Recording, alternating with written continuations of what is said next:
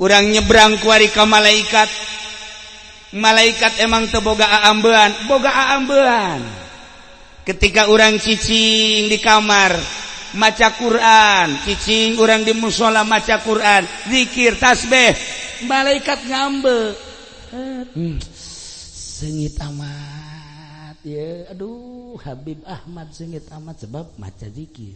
Nu ieu. Aduh seungit amat harum maca sholawat. Pas Haji Pendi cak malaikat hangru amat bau karung goni cenah ieu mah. Nyaun malaikat. Maun malaikat. Masya Allah karim. Malaikat eta di urang ngambe ketika aya Al-Qur'anan seungit cek malaikat, ketika aya zikiran seungit cek malaikat, ketika aya tasbihan seungit, aya zikir-zikiran di awak urang makin ikhlas makin seungit, makin ikhlas makin seungit. Malaikat apal moal saliru, moal saliru. Kumaha cenah kiai lamun urang ngawirid pelet. Idh qala Yusufu li abihi ya abati. Pagawean santri tolol santri. Lain ngaji amil ini ro'aytu. Nah, ieu nu ngambeanana jin. Cak jin teh bener Al-Qur'an cak malaikat, tapi maksudna lain ka Allah ye. Rada bau. Quran mah Quran. Sebab Quran mah bisa pakai sihir, bisa pakai naluh Quran. Quran komo ieu pake pelet teluh keneh tadi sarua. Entak raja teluh teh Ki Nurjaya itu seperti meletnya na. Kaambe ku malaikat ai Quran mah Quran sakeun maksudna lain ka Allah rada hangru. Indit malaikat. Nah, jin. Ini makanan gua cek jinnya. Tah. Lamun bangsa pelet-pelet nu datangna jin. Jin mantap diputerkeun kamana maksudna cak jin ieu, kamana maksudna ieu didengekeun. Oh Allahumma layyin qalba sarwiti, sarwiti cak jin da sarwiti teh ngan sarwiti tiup ceulina fo hudang teh oh Pendi.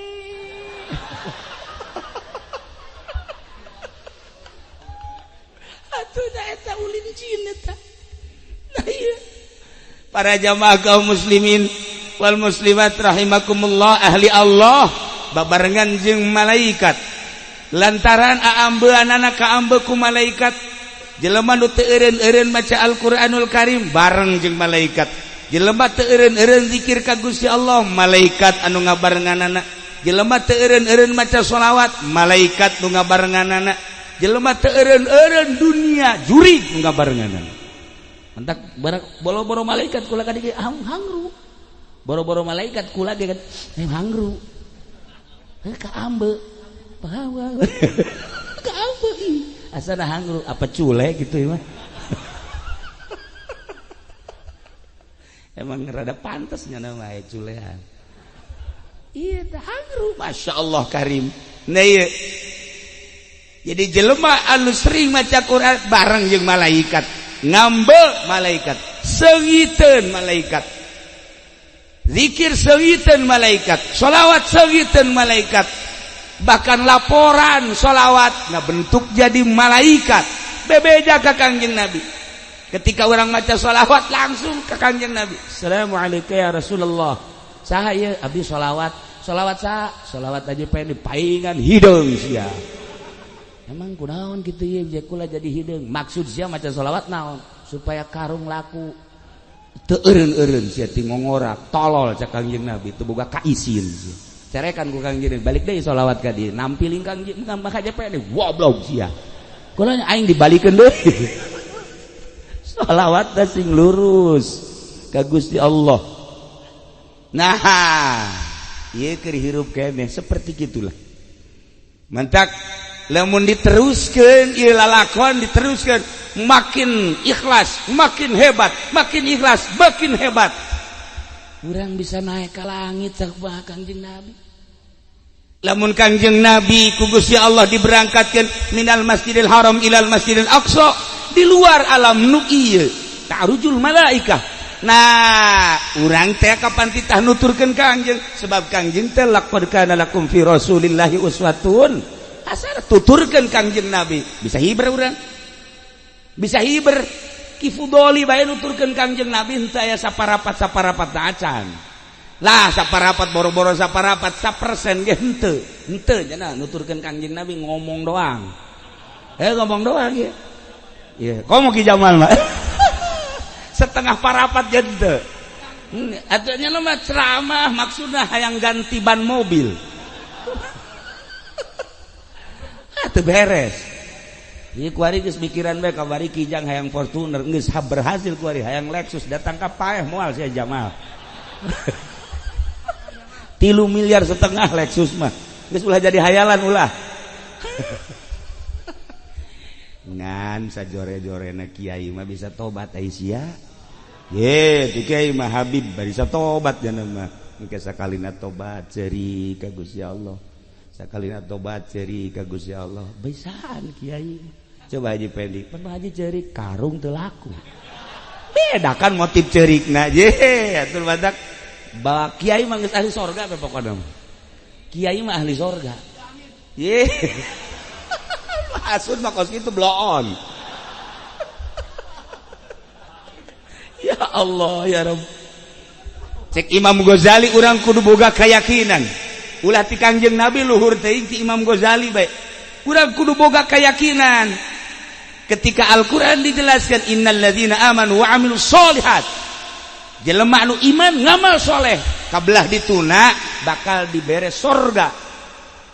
Kudu yakin cek Imam Ghazali keyakinan teh atas bisa sehingga ngalidih di jero hate teh bahwa setiap iman amal soleh surga mantep lamun urang boga keyakinan model kos kitu tenang hirup ieu mah ibadah tapi teu boga keyakinan aing sih ka surga apa ka neraka sia mata kaji Pendi mah kajian kos gigi nya boga keyakinan tenang aing mah kajian tilok salat ge cekeun surga geus dungtut bae ka Gusti Allah surga ngan aing demo ulah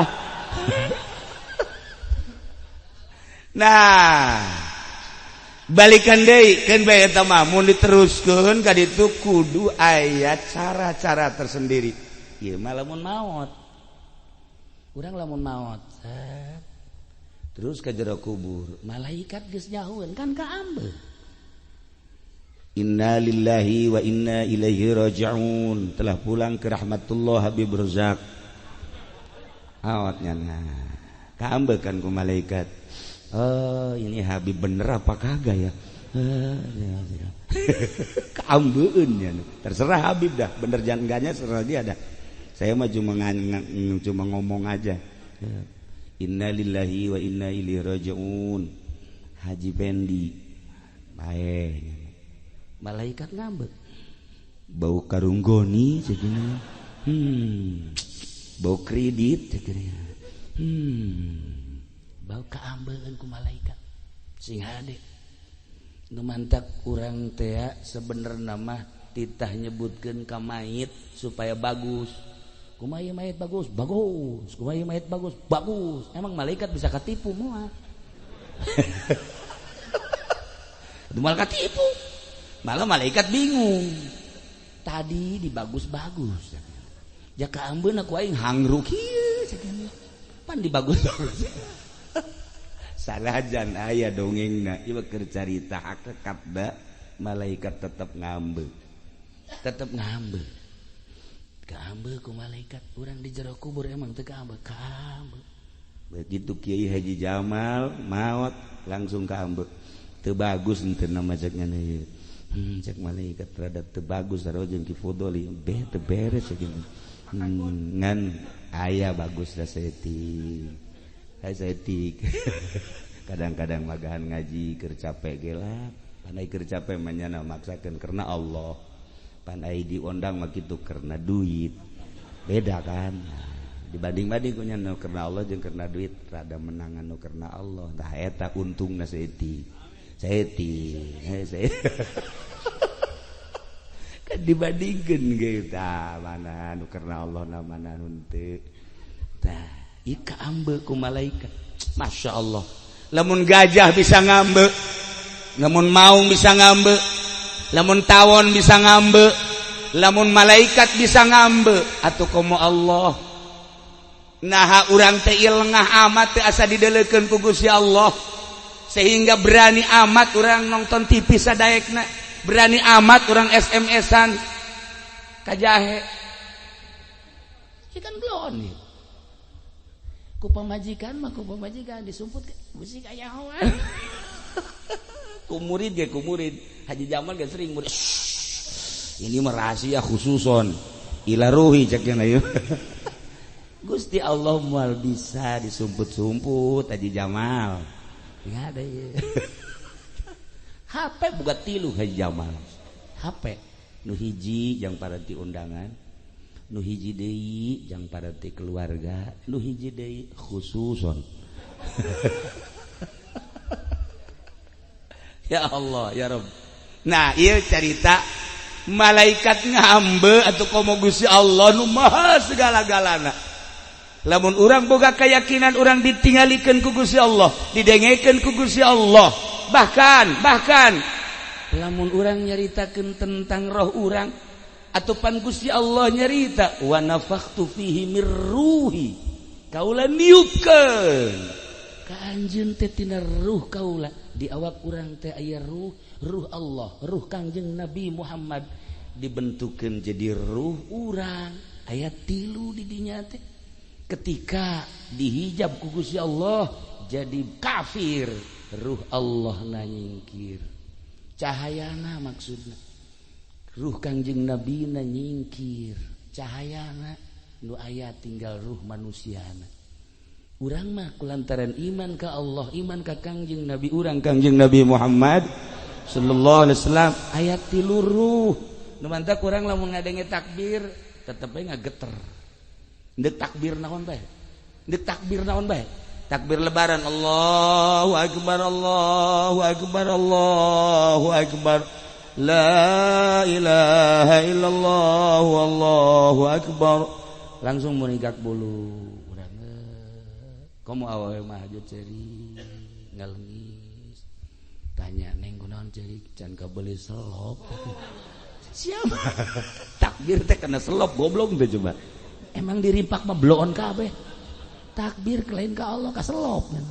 Mana geus sapoe deui lebaran can kabeli kutang. Bloon. Komo ieu mah ieu. Atuh geus cerik we nya. Lawan laku 10 poe ka dieu jak. Tapi tetep ketika perang mah komo urang ngadenge demo bae kamari. Allahu Akbar. Mun digak bulu. Kafir teh ngadenge Allahu Akbar sieunun. Allahu Akbar sieunun kafir. Nyana ge aju nyilip ka urang Allahu Akbar. Milu jeung urang Allahu Akbar teh milu. Lamun kamari cerita Syekh Aziz di Amerika murigak bulu urang. Di Amerika mah perzinahan teh geus sebagai makanan biasa. Eueuh haram di Amerika mah. Dianggap satu kebutuhan. Lamun urang lempang, aya awewe di ditu, urang hayang, awewena daekeun, geus tinggal neangan tempat bae. Di Amerika seperti kitu. Eueuh bahasa haram, eueuh bahasa muhrim, nu penting saling membutuhkan. Iyalah di Amerika. Nyana guru besar di ditu teh. Guru besar ditawaran unggal poe ku awewe Amerika. Kapan lagi cek nyana? Saya membutuhkan Anda. Apabila Anda membutuhkan, yuk. Waduh cek Syekh Aziz, makanya enggak rilis kan gitu. Mun bangsa Kiai Haji Jamal wallahu a'lam. Wallah. Atuh di dieu ge bebejan andek ceramah 2 poe korenganan. Keur ieu ku ari mah eta di Amerika ulah cerita di Amerika muringkak bulu. Tetapi di tengah-tengah negara anu anti agama, apatis, di tengah negara anu kos kitu kaayaanana, emang eueuh kitu masjid, emang eueuh kitu kiai, emang eueuh kitu anu terus dakwah terus. Nu kula paring muringis cerita manehanana terakhir, saya punya teman saya yang paling akrab dengan saya menghilang dari pandangan saya cek manehanana sekitar 6 bulan. Setelah 6 bulan kembali deui ulah ditanya mun ceuk bahasa urang mah ai maneh tas di mana ieu mantas tugas di mana babaturan kula ka Aljazair kula diutus ke Indonesia dalam rangka naon kristenisasi ya Allah terus caritanya nah keayaan di Indonesia sageus carita hasilna kumaha betapa mudah cenah di Indonesia kemudahanna kunaon kemudahanna dengan 2 satu kebodohan orang Indonesia nomor kedua kebutuhan yakni fakir gampang jasa dengan diberi kemudian luluh ngilu ilah dongeng babaturan Syekh Abdul Aziz di Amerika seperti eta kuari nu deuk diturunkeun ka Indonesia loba nah mantaknya khawatir ceknya aduh bangsa Indonesia anu kasebut jasa ramah jeung piawaina kasebut jasa hormatna kasebut jasa babarianana ku hari dek diacak-acak melalui naon ieu pengacak-acakanana langsung nyanana aya tapi leuwih hebat melalui Wahabi jeung melalui Syiah ieu cek Syekh Abdul Aziz langsung jadi ketika di Aljazair aya Syiah diantep ketika aya Wahabi diantep sebab dimodalan ku Amerika nah ieu mah sakadar informasi di urang ge hati-hati geus mulai di urang Syiah aya Wahabi aya tapi lamun neuleukeun kieu ye Wahabi gregeteup sagala haul cokna tarolol hadisna Qur'anna segala tiluna segala tujuhna keur ieu Amin Rais gak ulah-ulah ngaharam-haram zarah ka orok-orok zarah asal dilarang me ku Muhammadiyah di Indonesia wajib bae mudal ieu kan dilarang ya kuari tahlil kuari haul bermunculan bahkan sababaraha pembesar Habib-habib di luhur jeung para ulama deuk ngayakeun haul akbar Syekh Maulana Hasanuddin kuari keur dirancang aya sababaraha baib jeung sababaraha ulama anu kuat deuk ngarancang nyieun haul Syekh Maulana Hasanuddin Banten tinggal tunggu bae lantaran ieu sepi di Banten eueuh haul Syekh Maulana Hasanuddin eueuh haul Syekh Maulana Yusuf eueuh haul Syekh Maulana Mansur aya mah aya ngan seakan-akan henteu dirasakeun ku kabehan tinggal keur diisi khorohan iraha jeung kumahana urang serahkeun engke ka ahli-ahlina. Nah para jamaah kaum muslimin wal muslimat rahimakumullah lamun kula jaritakeun tentang cerita Syekh Abdul Aziz kula mah sok inget cerita lalai teh lalai kalong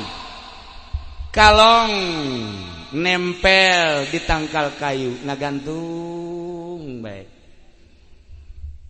angin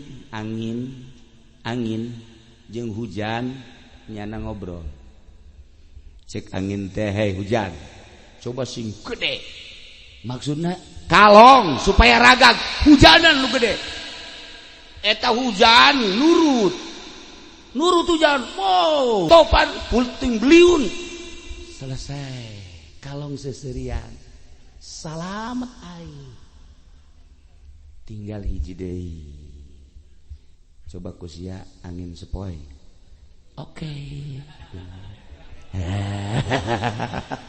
Kalau mulai set ditiup ku angin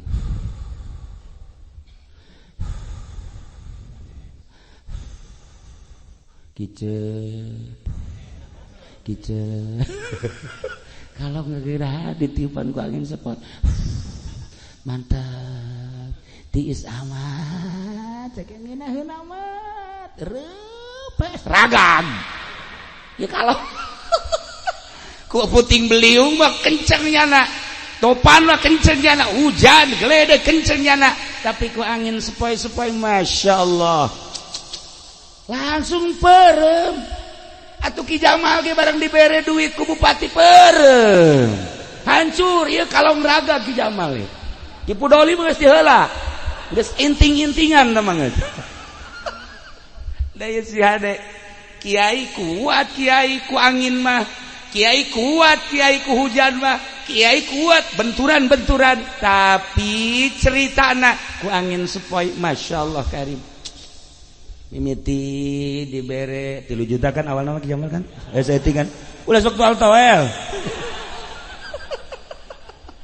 aja kabelah dia sekupi kan ku ibu urang sarereata sekupi ieu mah di umroh kan nah umrohnan jahanam gitu kan umroh bentuknya umroh jahanam eta sepoi masih kuat keneh aya nu dibere mobil dipangindin pondok mengkakar taraliis ceknya ditanya nyaritakeun nu korupsi lah budak tiba heula geus korupsi mah terus bae ditanya nyaritakeun riba lah tuh riba masing-masing bae ditanya nyaritakeun ieu negara Islam lah tuh demokrasi biar tuh masalah ceknya teh ditanya nyaritakeun hukum-hukum Islam lah tuh hukum kurang bae sih nah ieu geus kena sepoi-sepoi kiai madak eta Habib Rizik Kulaba lairaron ngalem wawanena puara jasa Masya Allah dasar zuriat Kangjeng jadi endeu gagahna eta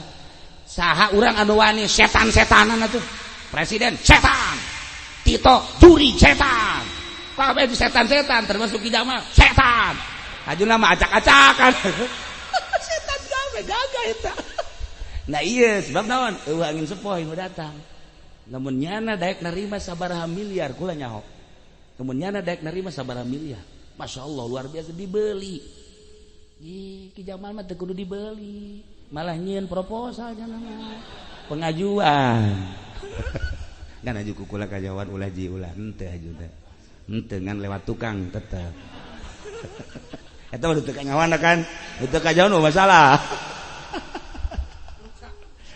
Para jamaah kaum muslimin wal muslimat rahimakumullah dicerita ti awal tepikeun ka akhir maksudna lainna naon horenganan hewan ge ngambe juri ge ngambe jin ngambe malaikat ngambe kabeh ngararambe leuwih-leuwih Gusti Allah Subhanahu wa taala tanamkeun di jero hate bahwa Allah neuleukeun urang pelakeun di jero hate supaya jadi tauhid urang merasa bahwa Allah neuleukeun ka urang ketika geus jadi pepelakan bahwa Allah neuleukeun ka urang henteu di loba jelema henteu di saeutik jelema henteu keur sorangan tetep urang pinuh adab ka Gusti Allah sebab urang asa dideuleukeun ku Gusti Allah lamun eta dipelakeun di jero hate urang bisa ibadah dengan tenang ketika urang maot urang geus boga bekal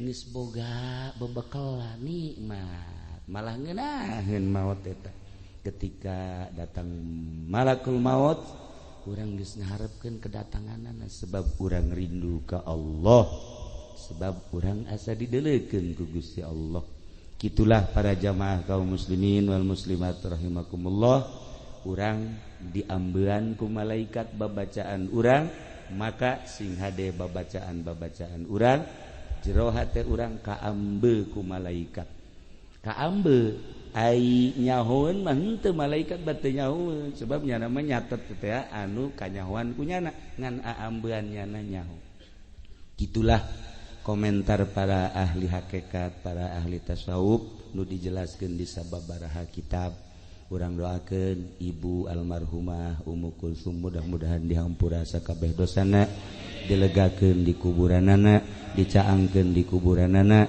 dibere kanikmatan kubur ku Gusti Allah kitu keneh dulur-dulur urang bapak kolot urang arwah-arwah seluruh anu aya di dieu khususna umumna dulur-dulur urang kabehan bapak urang kabehan mudah-mudahan dihampura sakabeh dosana dilegakeun di kuburanana dicaangkeun di kuburanana dibere kanikmatan kubur urang nu masih keneh aya mudah-mudahan urang bisa ibadah bisa cinta ka Allah jeung Kangjeng Rasulullah cinta ka para zuriat jeung para ulama akhir hayat urang husnul khotimah Allahumma salli wa sallim ala sayyidina Muhammadin fil awwalin wal akhirin wa barik wa sallim wa radhiyallahu ta'ala an sadatina ashabi sayyidina Rasulillah ajma'in اللهم ارحم أمة سيدنا محمد اللهم اجبر أمة سيدنا محمد اللهم أصلح أمة سيدنا محمد اللهم فرج عن أمة سيدنا محمد صلى الله عليه وسلم اللهم انفعنا بما علمتنا وعلمنا ما ينفعنا وزدنا علما ويقينا وزدنا علما ويقينا وزدنا علما ويقينا والحمد لله على كل حال ونعوذ بالله من كل حال أهل النار ربنا تقبل منا إنك أنت السميع العليم وتب علينا إنك أنت التواب الرحيم صل وسلم على جميع الأنبياء والمرسلين والحمد لله رب العالمين والله الموفق إلى أقوم الطريق والسلام عليكم ورحمة الله وبركاته.